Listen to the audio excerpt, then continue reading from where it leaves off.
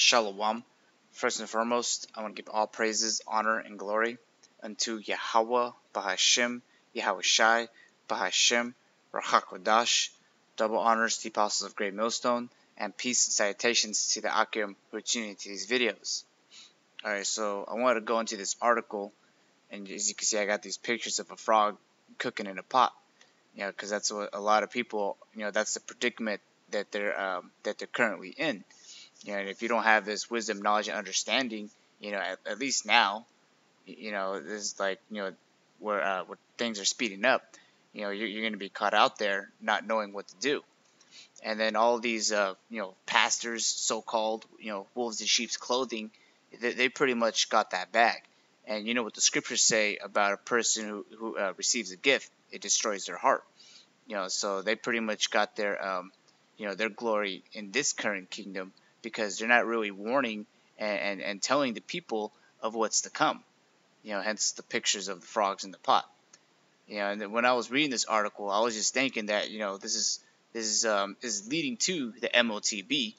This article, it says that why BART is asking transit riders to skip the plastic clipper card and go digital.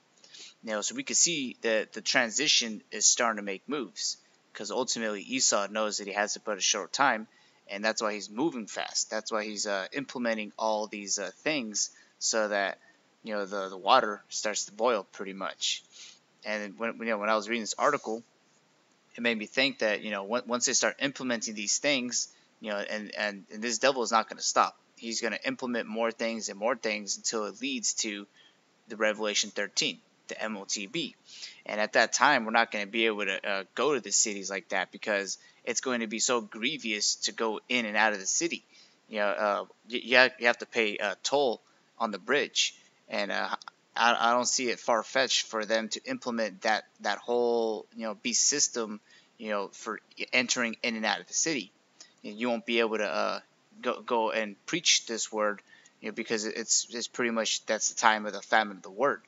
In those times, you got to understand the parable of the 10 virgins, that 5 are wise and 5 are foolish. 5 are wise, they knew that the pot was burning, and the 5 foolish stood in the pot. Alright, so I'm not really going to read this article, because the title really says it all. That they're starting to transition into this RFID card to go through the train system in the Bay Area. They want people to start using their phones, and we know that that's an easier pathway to having that MOTB, because the technology and the information, the biometric and all that stuff, it's very easy, from using your phone as a clipper card to using the wave of your hand as a clipper card. Alright, so I'm just gonna read see right here where it says that pretty much they got a few of these chips, they got a few of these cards out there, and that's why they want people to transition from, because before it used to be you pay with cash and then you get a little ticket, and then they came out with these RFID cards, and everyone pretty much has these. No one uses the paper ticket anymore. But now they're supposedly running out of this card, and they want people to transition into downloading the app and having it all connected, with your phone. So I'll read it right here. It says, BART and the Metropolitan Transportation Commission announced last week that the plastic and semiconductor chips used for clipper cards are in low supply. In response, the transit entities are encouraging riders to put a clipper card on their mobile phones. Clipper is available on Apple Pay and Google Pay. And you see they have incentives too.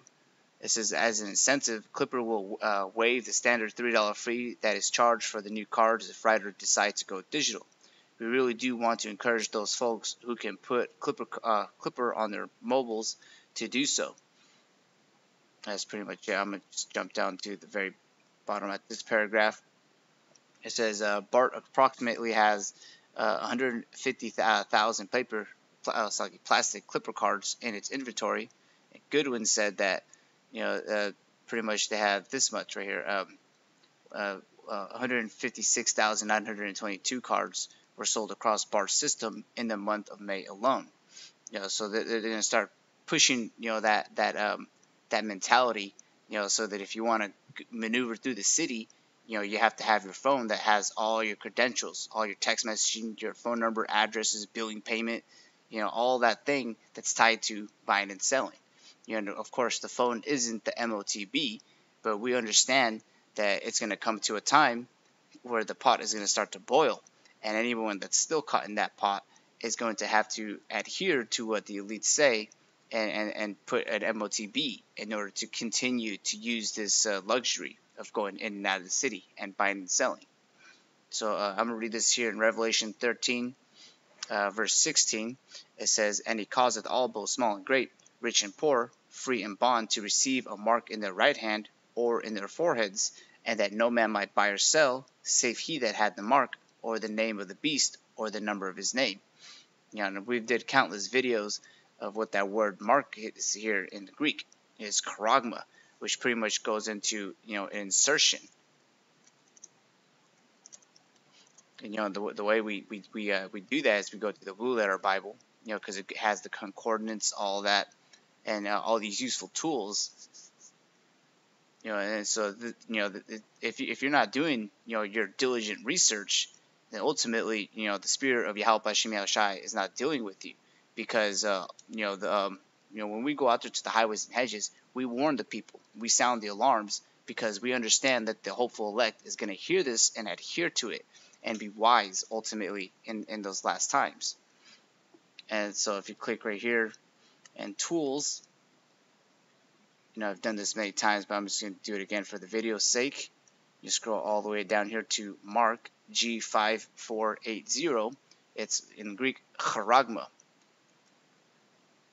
And it says right here, a stamp, an imprinted mark of the stamp, of a mark stamped on the forehead or the right hand as the badge of the followers of the Antichrist. Now if you actually go here to the root word, you get charax, and in the outline of biblical usage is a pale or stake, a palisade. And so if you know, like when you pierce an ear, it's like a needle. And so let me get a picture of it real quick. Well, there's a palisade car. Type in needle. Yeah, so it's pretty much those things that they use, in the medical industry, a little jab, so to speak. But so if you click the root word for this one, it goes into grapho, and this is to write with reference to the form of letters. So they're going to imprint a mark on you, and with a palisade, and it's going to write information in it. And so all this, like with what's on your phone, it's got all these zeros and ones in the code, and all that information is tied to you and your bank accounts and whatever's tied to that. They're going to have the ability to imprint and write that information into your right hand or in your forehead. And it's going to come to a time where it's not just going to be BART or the New York train station. It's going to be everywhere, because we can see where things are leading to. Us here at Great Millstone, we're outside the pot. We were in the pot at once, but we heard the word, we heard the warning, we understood, and then we jumped out of the burning pot before it boiled us. All right, so I wanted to read this in Habakkuk 2 verse 2. It says, 2 verse 1. It says, "I will stand upon my watch and set me upon the tower, and will watch to see what he will say unto me, and what I shall answer when I am reproved. And the Lord answered me and said, Write the vision, and make it plain upon tables, that he may run that readeth it. For the vision is yet for an appointed time, but at the end it shall speak and not lie. Though it tarry, wait for it, because it will surely come, it will not tarry." So we were commanded, to preach these things. This is the spirit of prophecy.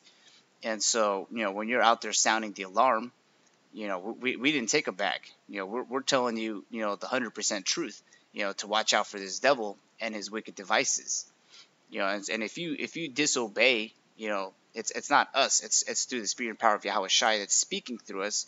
If you disobey the spirit, of what's telling you, and to get out of the frog in the pot, pretty much that blood is not on us anymore. It's on your hands for disobeying the commandments that are actually written in the scriptures, and we're just vocalizing it.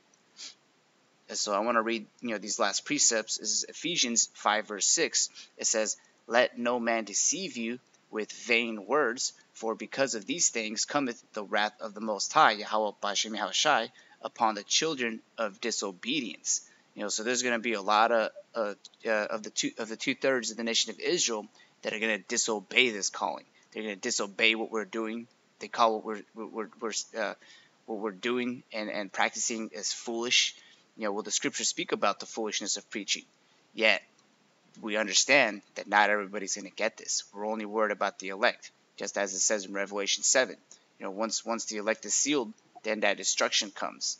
And the children of disobedience, that's pretty much going into the 2/3 of the nation of Israel, because they didn't want to adhere to this good news and how to get out of the frog, or like this scenario, the frog in the pot, and how to get out of it.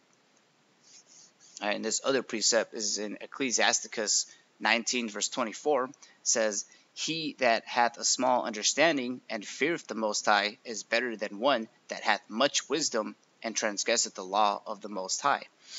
So it's not just those 600 laws that are in the Old Testament.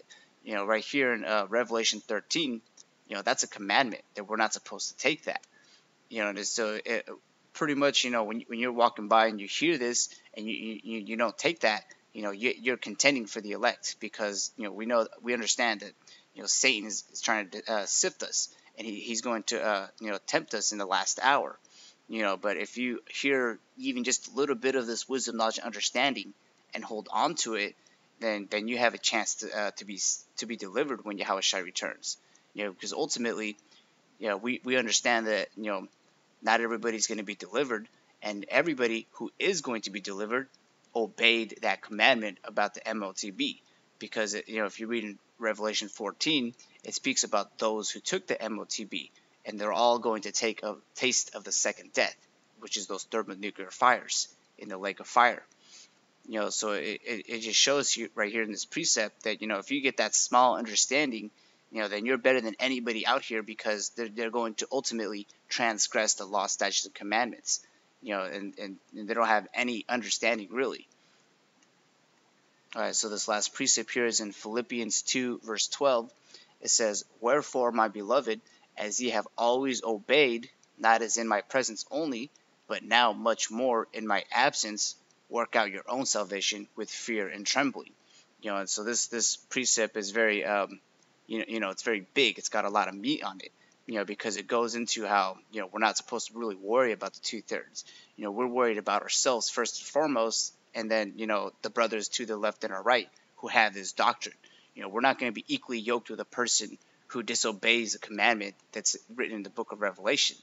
And it says pretty much to obey, not in his obey in his presence. I'll read it again. It says, "As ye have obeyed, not as in my presence only, but now much more in my absence," because all of us are going to be tried.